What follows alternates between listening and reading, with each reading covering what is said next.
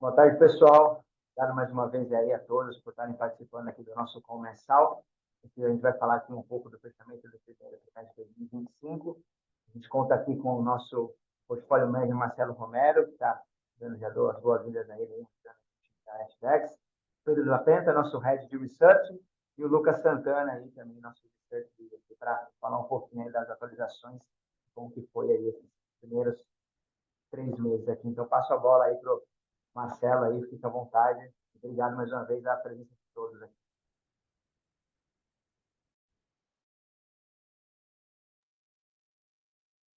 Fala, pessoal. Um prazer estar aqui apresentando para vocês aí esse webinar. É a primeira vez que eu estou apresentando aí, como o Guilherme mencionou, né, eu sou o gestor, né, dos portfólios da Hashdex e vou iniciar dando um panorama geral aí de como, né, as carteiras performaram ao longo do mês de março. O mês de março a gente teve provavelmente o desfecho, né, do que se desenrolou ao longo do mês de março, só agora no início de abril, né, o que deu o tom aí dos mercados, e sem dúvida com um respingo forte para cripto foram a questão da briga tarifária, né, que, né, o Trump iniciou e, enfim, tivemos idas e voltas de outros países contrabalanceando as medidas, né, e isso gerou um ambiente de incerteza, né, no mercado de modo geral.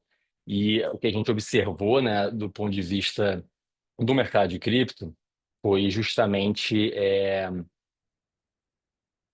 cripto agindo como uma um grupo de ações de tecnologia de alto beta, né? É como se, né, o mercado tivesse refletindo, né, o papel de um ativo de risco no topo da pirâmide de risco, digamos assim, o que não é ruim, né, do ponto de vista de cripto como, né, um asset class. A gente sempre fala que, na verdade, volatilidade pode ser um remédio ou veneno dependendo da dose, né? E justamente o que a gente vem né, tentando pregar e, né, colocar para os nossos investidores é justamente, né, saber medir o quanto, né, do remédio ter na sua carteira composta por ativos diversos, sendo cripto uma das classes, né? E ao longo desse mês a gente viu, né, o NCI, né, assim como os principais criptoativos e o próprio Bitcoin caindo junto com os mercados globais, mas, por incrível que pareça, ainda num patamar menor, né, de retorno absoluto, né, do que grandes índices, em especial os índices de tecnologia, como o Nasdaq 100, o que demonstra aí alguma resiliência, é, a- apesar de uma alta correlação, né, com esses ativos. Na outra esfera, a gente tem o ouro, né, sendo o ativo que melhor performou no período, junto com a WZ, né, muito por conta do cenário, né, local. A Bolsa Brasileira teve uma boa performance no período, bem como na apreciação do real em relação ao dólar. Daí a gente pode ver que, né, como a gente vai ver até nos slides seguintes, é isso aí. A gente teve, né, a gente está acumulando no ano aí, né, uma queda de 23%, né, no NCI, e boa parte, né, do que a gente tem de excesso, né, a perda em relação ao Bitcoin, né, que está caindo 16,3% no ano, vem de ativos como Solana, né, e o Ether. A gente tem visto, né, uma performance pior do que Bitcoin, né, em outros ativos de cripto ao longo, né, desse revés de mercado, o que a gente, né, pode até mesmo entender como traçando esse mesmo paralelo com é, ativos relacionados a um play de tecnologia, né, com um beta maior, né, um play mais é, de tecnologia com esteroides. A gente pode pensar como Bitcoin sendo um ativo como uma empresa de alta capitalização, né, enquanto você tem Solana e Ethereum como sendo ações de mais média ou baixa capitalização, né, o que sem dúvida iria refletir, né, num movimento de um risco, uma relação risco-retorno mais agressiva, né? Então, a gente, né, não pode desconsiderar que em outras circunstâncias de mercado, né, quando a gente tinha contextos intrínsecos ao mercado, né, o desenvolvimento de DeFi, né, plataformas também de NFT, em várias outras circunstâncias de mercado, a gente viu, né, esses tokens performando acima do Bitcoin também para alta, né? Então a gente pode entender como um play mais arriscado de fato, né? E, enfim, isso tem sido refletido claramente, né, no preço dos ativos. A gente tem o NCI ainda segurando aí bem acima desses tokens, pelo fato da maior parte da composição dele ser Bitcoin, né, e justamente que é um fator muito relevante e importante aí na composição, né, do nosso índice, que é garantir que a gente está sempre buscando refletir da melhor forma possível e ponderada, né, o ambiente de cripto como um todo no índice, né? Então, não necessariamente, né, se alguns ativos que compõem o índice tiverem uma performance ruim, como foi o caso, a gente vai refletir isso de uma forma tão contundente no NCI. Pelo contrário, na medida que, né, como aconteceu com o Ether, por exemplo, teve uma perda de 50% do seu valor de mercado ao longo do ano, a participação dele no índice vai reduzir drasticamente, né, o que, né, para quedas futuras seria um impacto menor, né? E como eu mencionei, ao longo do ano a gente pode ver, né, que cripto tem refletido bastante aí o ambiente de incerteza, né, trazido aí pelo início do novo governo, né, onde as tensões geopolíticas aumentaram, né, e isso tem feito cripto se tratar como um ativo, os investidores tratarem cripto como um ativo, né, de alto risco, né, na espera, né, no espectro de risk assets. Passando para o slide seguinte, né, onde a gente, né, tem os nossos índices temáticos, né, como eu bem mencionei, né, o Bitcoin, né, teve em março uma performance até não tão negativa, né, o NCI, né, em seguida, e a gente tem os nossos índices temáticos, né, tendo uma performance que vai justamente na escala, né, do que eu mencionei anteriormente, né? A gente tem ramo que é uma estratégia de momentum, que inclusive, apesar de ter na sua composição, né, algumas teses, né, alguns criptos de teses de Web3, de DeFi, acaba tendo uma composição que é mais oportunística, digamos assim, pelo fato de estar buscando, né, se ter o fator momentum, né, o que leva a performar melhor do que uma carteira estática em algum tema, em momentos, né, de revés. Né? No caso, a gente tem já o Web3, né, DeFi, né? A gente tem o Web3 sendo uma carteira composta por tokens relacionados à plataforma de smart contracts, que ainda é um play, né, digamos assim, de mais alta capitalização do que DeFi, né? Então isso reflete claramente na, no retorno negativo no período, né? O que a gente vai ver também no slide seguinte em relação o Meta, 11, que seria, né, o que reflete o índice de cultura, né, Digital Culture Index, né, que é o índice, né, onde a gente está buscando um play bem específico dentro, né, de um use case, né, para contratos inteligentes, né, o que é ainda mais granular, né, e por isso acaba tendo uma volatilidade maior, né. Então a gente tem aí nesse gráfico, né, year to date, claramente esse comportamento, né? A gente tem Bitcoin como, né, um play de alta capitalização dentro do universo de cripto, uma performance menor, é, menos negativa, digamos assim, né? O NCI aí no meio do caminho, né? Em seguida a gente tem os plays, né, mais amplo, do mais amplo para o mais afunilado, né? Para o mais nichado, né? Dos nossos temas, né? Web3, DeFi, e Meta, cada um uma performance mais volátil.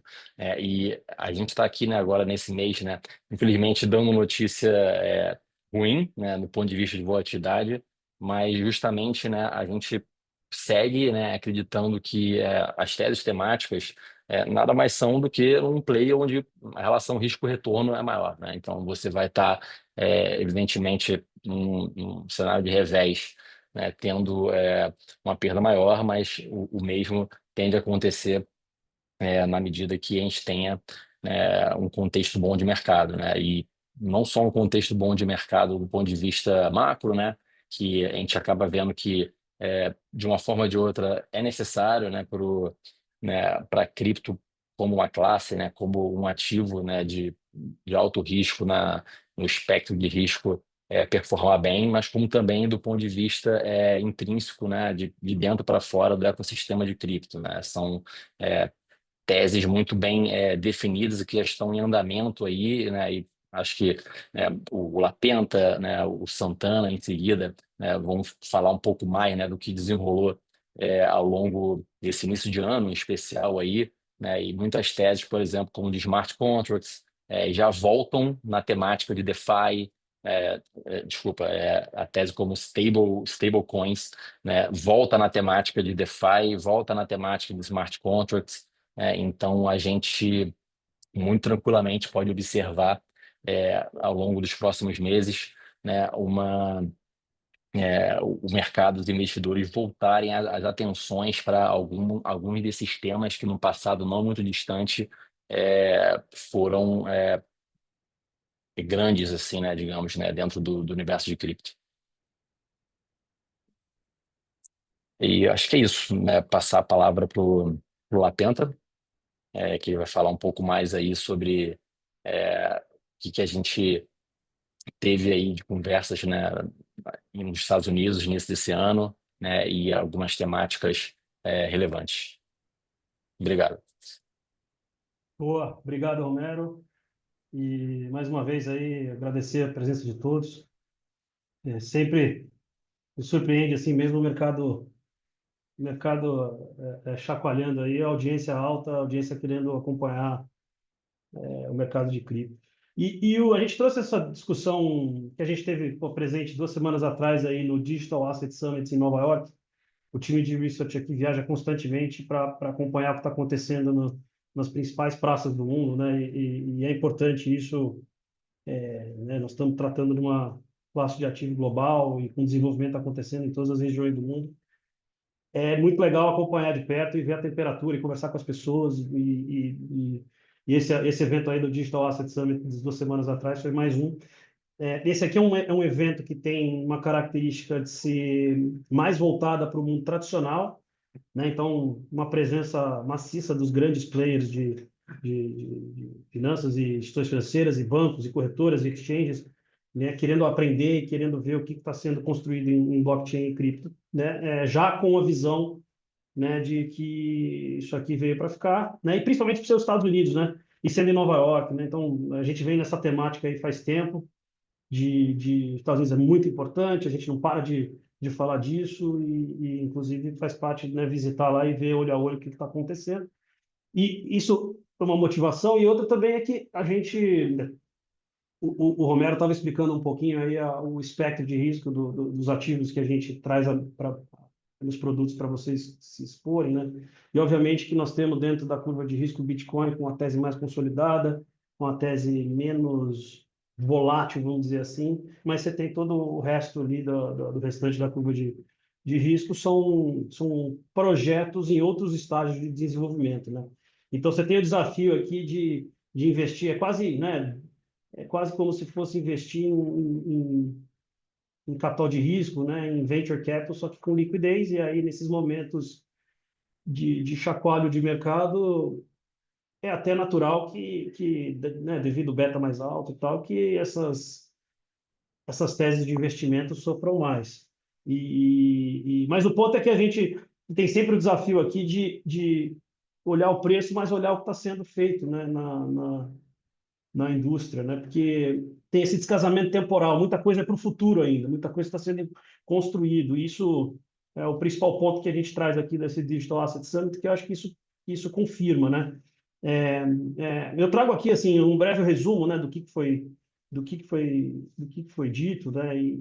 E eu trouxe alguns exemplos de participantes, né, ou palestrantes que fizeram parte dessa conferência, né? A começar pelo próprio presidente dos Estados Unidos, Donald Trump, que foi a primeira participação dele num evento, foi virtual e tal, mas foi muito importante como mensagem, né, de que ele reforçar toda essa ideia de que a gente vem batendo aqui na mesa, de que realmente, finalmente, os Estados Unidos resolveu organizar essa indústria, né? E para a gente é muito importante isso, porque Estados Unidos é Estados Unidos, o maior mercado de capitais do mundo. O que acontece lá normalmente reverbera no mundo afora. O que acontece lá tem impacto determinante na indústria e está caminhando, na verdade, está caminhando a passos largos.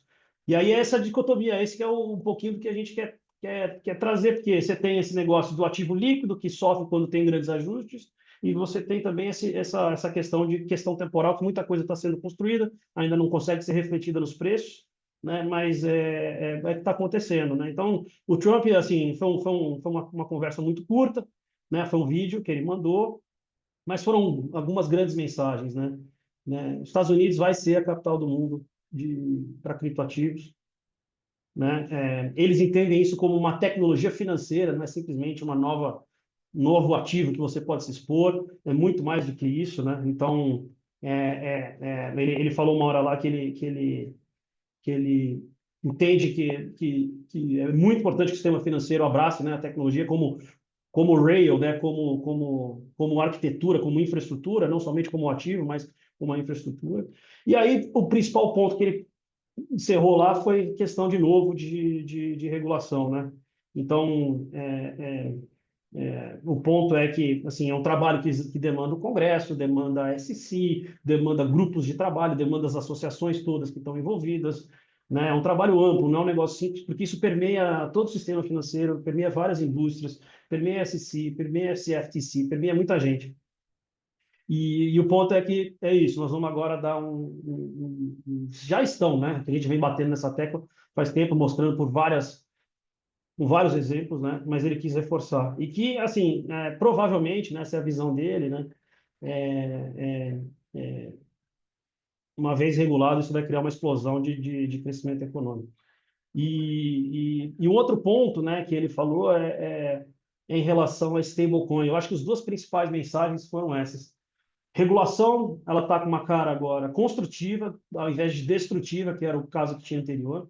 Botaram uma nova velocidade, porque tem gente dedicada. Na SEC, por exemplo, tem um grupo, tem um Crypto Task Force, né? Tem um grupo de trabalho dedicado para cripto que não tinha antes, né? Então, só esse ano, a gente estava até discutindo isso ontem internamente aqui, só esse ano já foram mais de 50 ou 60 reuniões provocadas pela SEC com os mais diversos participantes de mercado para entender todas as demandas. E a Hashdex fez parte já de algumas delas. Muita honra, nossa, a gente conseguir dialogar diretamente com a SEC, né? Então, é só para dar um tom das mudanças que estão vindo. Isso as coisas levam tempo, né? Na ausência disso tudo, se não tivesse isso tudo, você tem uma queda de preços dessa magnitude, né? Se não está acompanhado de desenvolvimento, isso assustaria. Mas acho que não, está dentro do ciclo normal. Obviamente que cai mais, que está mais longe na curva de risco. Mas esse é um dos principais pontos que a gente queria passar. Regulação melhorando e stablecoin, né? E stablecoin, para aqueles que não estão por perto acompanhando, é uma maneira de você trazer ativos do mundo real para esses trilhos financeiros novos chamados blockchain, né? E a stablecoin mais conhecida hoje é a stablecoin do dólar. O que você tá fazendo é botando nesses trilhos programáveis o dólar, né? O dólar, como a gente conhece ele no mundo físico, você está trazendo ele para o mundo programável, de blockchain 24/7, fracionável, DeFi e tudo mais, né? Só que isso hoje ainda não está disseminado, embora já tenha 200 bi e pouquinho de valor de mercado, né? Essas stablecoins, principalmente do dólar, mas a gente agora enxerga com regulação os grandes bancos emitindo. Isso aí vai sair da ordem de bi para a ordem de tri.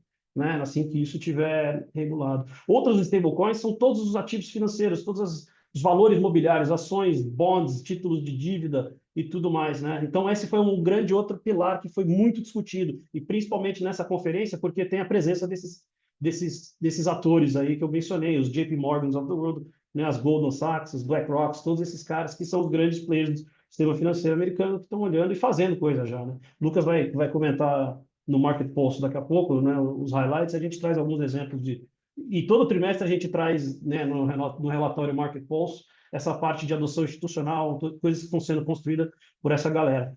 Mas o principal ponto, acho que é esse da mensagem, né? A gente tem outros detalhes aqui, algumas frases emblemáticas, talvez valha a pena passar por algumas que a gente que a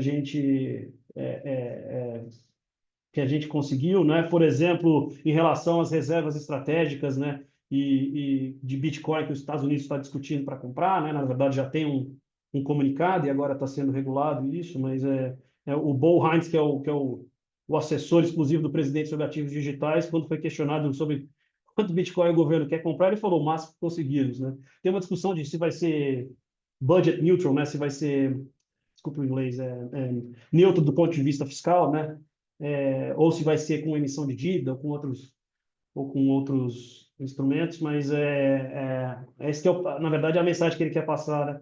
E outra coisa é que, assim, um deputado dos Estados Unidos, aliás, a presença de vários deputados, tanto do Partido Democrata quanto do Partido Republicano, né, a cripto está caminhando para ser acho que já passou isso, chegou a um ponto que a história de cripto ela virou apartidária, né? Então, bom, um deputado dos Estados Unidos, democrata lá, falou, o motivo que o Biden não andava com a agenda é porque eles nem tinham entendido a tecnologia, né? Então, toda essa mudança de gente envolvida no governo veio para essa linha para melhorar. Enfim, tem inúmeros outros exemplos, mas até para respeitar o tempo de todos aqui, eu vou passar para o Lucas, que vai falar de os resumos do Market Pulse em relação ao trimestre de 2026, de 2025, de uma maneira mais ampla. A gente volta para as perguntas e respostas daqui a pouco, pessoal.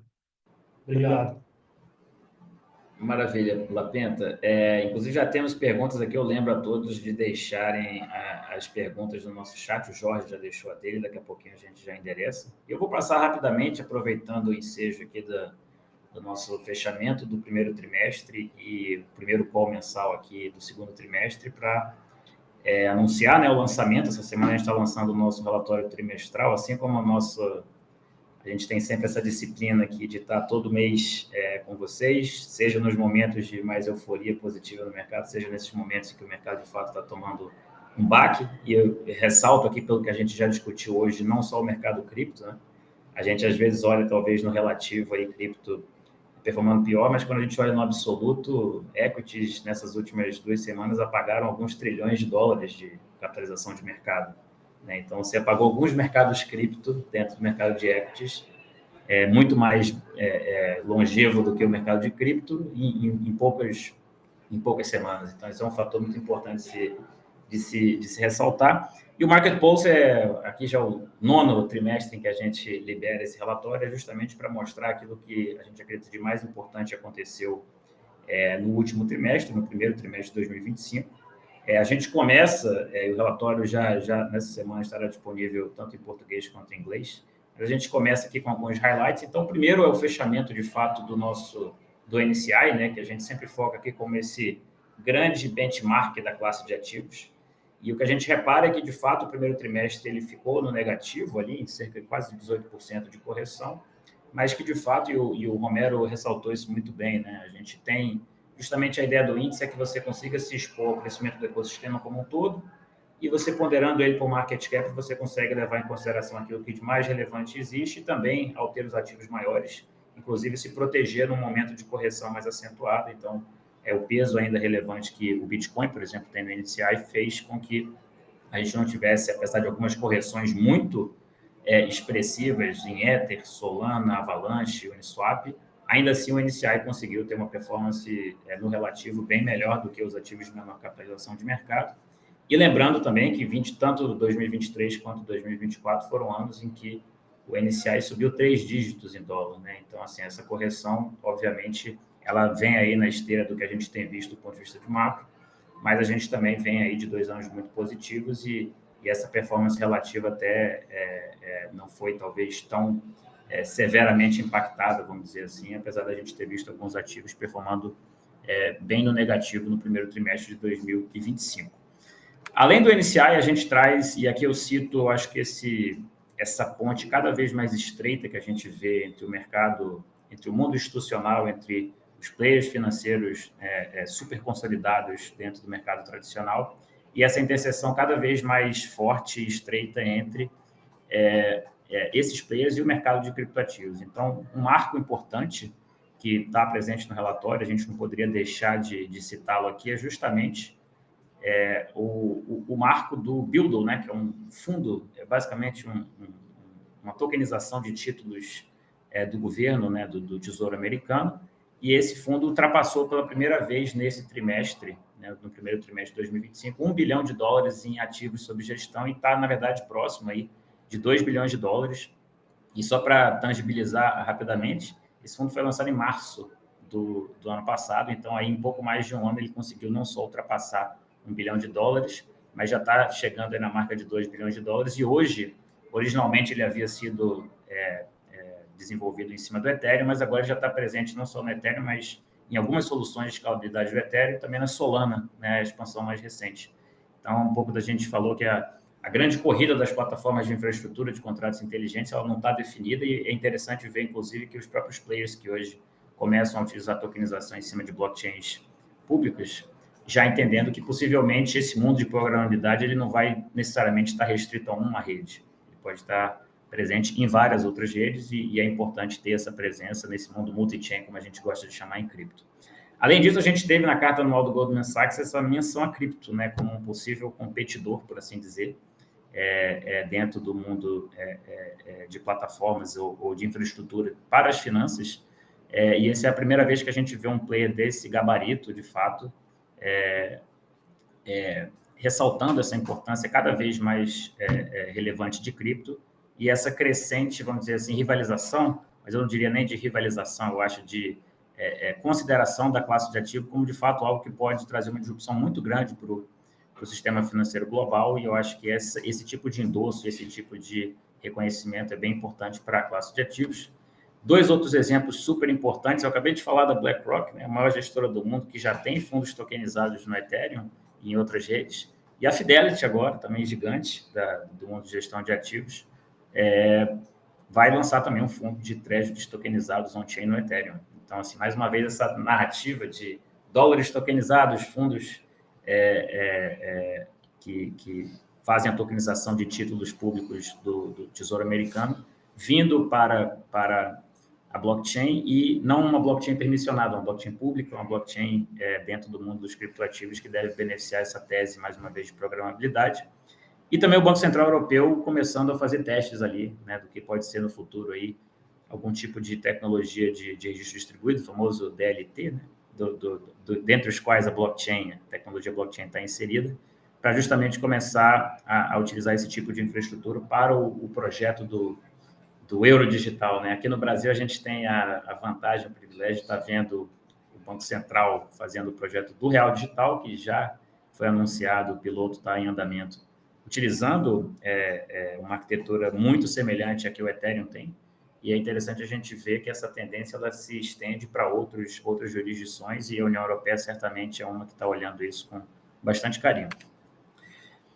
Acho que os últimos 2 pontos que eu queria ressaltar, e a gente até já cobriu isso aqui em calls mensais anteriores, é justamente essa nova administração que a gente tem visto, né? Os preços, eles no curto prazo, eles não estão refletindo isso, mas o Lapenta já falou um pouco na intervenção aqui dele sobre o Digital Asset Summit, e eu acho que esse novo panorama que a gente vê para a regulação nos Estados Unidos mostra que a gente pode dizer assim, a partir desse ano, a gente está vendo os Estados Unidos abrindo para negócios do ponto de vista de cripto. Eu acho que as lideranças que hoje assumem a formação de regulação e de legislações nos Estados Unidos, elas são muito positivas e trazem eventos, eu diria, muito favoráveis para a classe de ativos, não só nesse ano, mas nos vários anos que seguirão, porque a gente vê a Casa Branca, a SEC, que seria a CVM americana, a CFTC, que é o regulador do mercado de commodities americano, todos eles agora sendo liderados por figuras que não só historicamente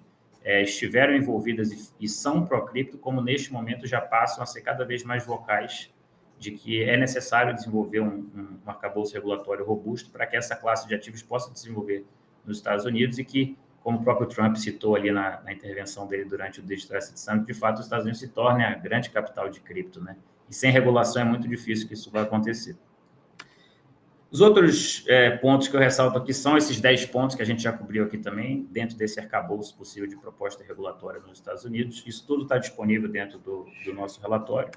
E eu acho que outros 3, ou pelo menos assim, 3 pontos relevantes de um evento muito importante que a gente já cobriu aqui também, é justamente a introdução dessa reserva estratégica de cripto, né, que até já foi citada aqui também pelo Lapenta, que é esse momento, assim, divisor de águas em que você vê a economia do mundo, e talvez aí o governo mais poderoso, ou um dos mais poderosos, de fato, introduzindo a nível federal essa nova reserva, né, estratégica de Bitcoin, também um estoque de cripto. E esse é aquele momento em que a gente começa a olhar ali os estados-nação cada vez mais interessados e passando a entender que cripto é possivelmente uma classe de ativo, assim como outras, né, estrategicamente relevante para os estados. Talvez no mundo, a gente até estava conversando sobre isso mais cedo, talvez num mundo em que a gente cada vez veja menos essa unipolaridade de uma única potência, essa classe que é neutra, descentralizada, distribuída, tem essa capacidade de você fazer, por exemplo, remessas internacionais necessariamente sem a necessidade de um intermediário de confiança, cada vez mais seja relevante ter um viés estratégico de alocação para os Estados-nação, e talvez essa remodelagem do mundo ela seja tal que cripto possa ser uma ótima alternativa para essa nova configuração. O relatório ele é muito mais extenso do que isso. Eu termino por aqui com esses highlights do que a gente cobriu. Mas ele vai estar disponível, acessível no nosso site, tanto em português quanto em inglês, e, é claro, sempre aqui com o nosso hábito trimestral de atualizá-los. Aqui tem alguns dos nossos contatos, mas eu quero aproveitar o tempo aqui para já endereçar as perguntas. Posso já ler aqui, Guilherme? Acho que eu já estou no andar da carruagem. Para o Lapenta, boa tarde. O Jorge está perguntando, na sua concepção, quais os principais drivers dos ativos de cripto nos próximos meses? Quanto à regulação, teremos alguma novidade em breve? A gente espera que isso tudo que a gente está comentando aqui tenha alguma previsibilidade de acontecer nos próximos meses ou num horizonte de tempo aí mais curto, tanto nacional como internacional. Tem bastante pergunta aí dentro dessa mesma pergunta. Eu vou responder por partes aqui. Para começar pela questão da regulação, tá? E já meio que também respondendo a primeira pergunta em relação aos principais drivers, né?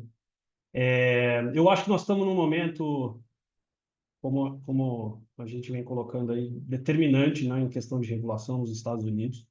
Tem uma agenda muito grande, né? Você tem dentro dos 10 itens, né, que o Task Force lá da SEC colocou, né? Então, você tem uma diversidade de assuntos ali, como eu mencionei, essa tecnologia ela é muito abrangente, ela tem efeitos no sistema financeiro, tem efeitos em várias outras indústrias, então toca muita gente, obviamente aí adiciona complexidade, mas a gente está vendo uma velocidade assim importante vindo dos reguladores, né?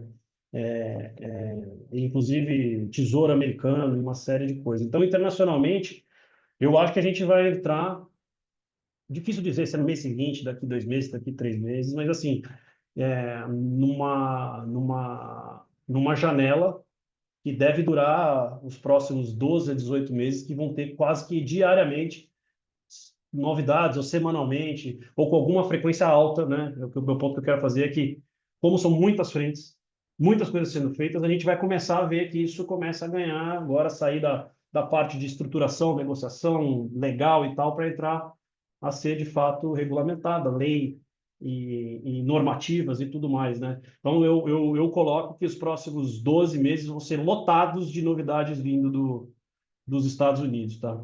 Aqui no Brasil, nós estamos num momento diferente, tá? O Brasil já meio que passou um pouco A gente está na frente, na verdade, em várias frentes, né, de regulação. Isso é até um orgulho, né, para a gente aqui.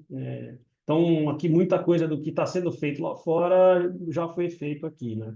Acho que a grande novidade que está no ar aí é o que vai acontecer com o Drex, né? Mas aí é mais tecnologia, né, financial rails do que cripto, né? Mas é dentro daquela linha de que a tecnologia veio para ficar, né? Então, blockchains públicas vão conviver com blockchains privadas, DeFi vai existir nos dois mundos, né? E coisas do gênero, né? Então, aqui no Brasil é mais nessa linha.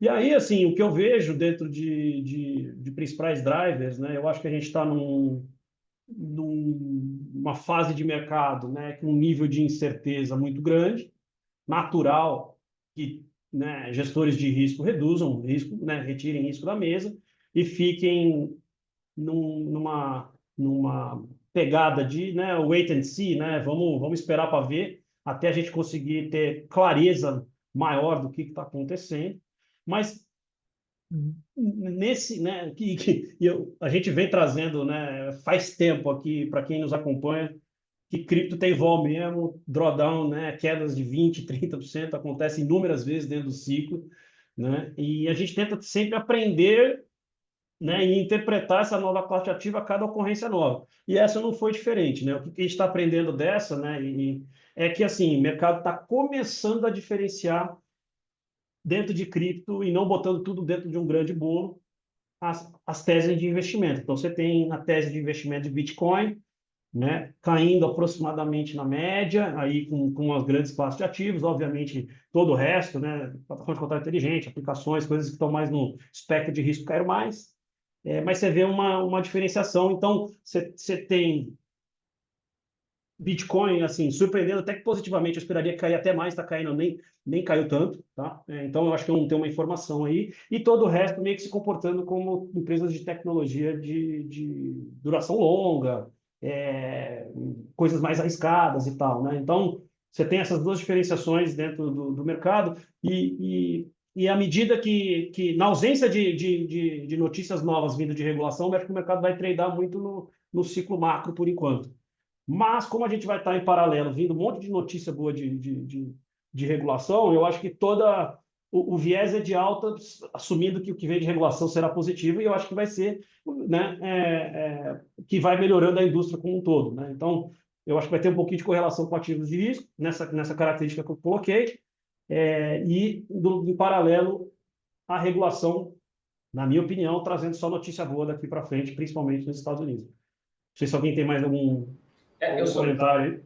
Eu só adicionaria que, em particular, hoje a gente tem um grupo de trabalho também na Casa Branca, né, de Digital Assets, e existem, se eu não me engano, algumas dezenas de pessoas trabalhando, não só num relatório bem robusto para identificar regulações existentes e talvez propor já novas peças de regulação para serem encaminhadas para o Congresso americano, mas eu acho que outro ponto importante é que esse grupo de trabalho ele tem prazos, né? E ele foi instituído ali em janeiro, 21 de janeiro, logo depois que o Donald Trump assumiu, e ele tem uma janela de 180 meses para chegar nesse relatório final. Então, eu diria que ali, mais ou menos, na segunda quinzena de julho, a gente deveria já ter um pouco mais de até previsibilidade do que vai sair daí. E um ponto muito importante que o Lapenta ressaltou algumas vezes aqui no call é justamente que acho que cada vez mais essa administração e os próprios reguladores e legisladores americanos estão vendo que uma frase que eu vi em Singapura, junto com o Lapenta, no ano passado, né, durante uma apresentação do Nick Carter, de um fundo de venture capital chamado Castle Island Ventures, ele chegou à conclusão, era basicamente uma apresentação de adoção de stablecoins ao redor do mundo, e a conclusão dele é que cripto não é ruim para o dólar, muito pelo contrário. Cripto é uma nova infraestrutura financeira que vai tokenizar o dólar e vai dar muito mais velocidade e programabilidade e alcance para o dólar ao redor do mundo. Né? E, de uma certa forma, você está exportando a utilidade do dólar para muito além dos Estados Unidos e do comércio de larga escala internacional e permitindo que você tenha dólares sendo utilizados por 8 bilhões de pessoas em potencial. E esse passo que a gente está vendo de regulação do que eles chamam de Stablecoin Next, né, que seria, de fato, uma regulação para a emissão de stablecoins nos Estados Unidos, eu acredito que talvez mesmo em 2025 a gente possa ver isso já sendo colocado em pauta e possivelmente sendo aprovado já uma primeira versão. Então, assim, é só para notar que sim, é muito impactante e que a gente tem uma linha do tempo aí, vamos dizer assim, prazos que devem ser cumpridos por esses grupos de trabalho e possivelmente essa peça de legislação para regulação de stablecoins, né, emissão e distribuição de stablecoins nos Estados Unidos, já saia no próprio ano de 2025, o que beneficia muito, né, a adoção de cripto, uma vez que stablecoins são esse grande caso de sucesso até aqui, né? Mais de 200 bilhões de dólares hoje já vivem em cima de blockchains públicas, do Ethereum, da Solana, Avalanche, etc. E, de fato, isso podendo escalar para talvez trilhões de dólares nos próximos anos, a gente deve ter uma adoção ainda mais relevante dessa tecnologia.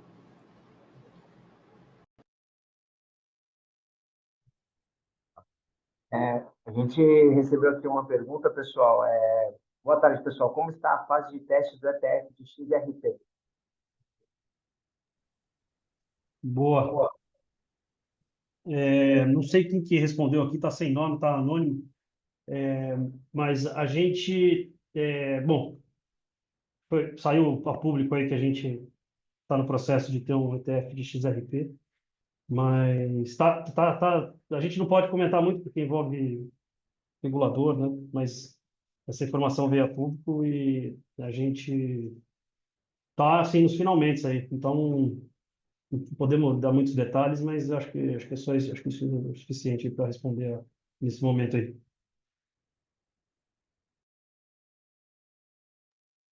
Não sei se tem alguém mais tem uma pergunta.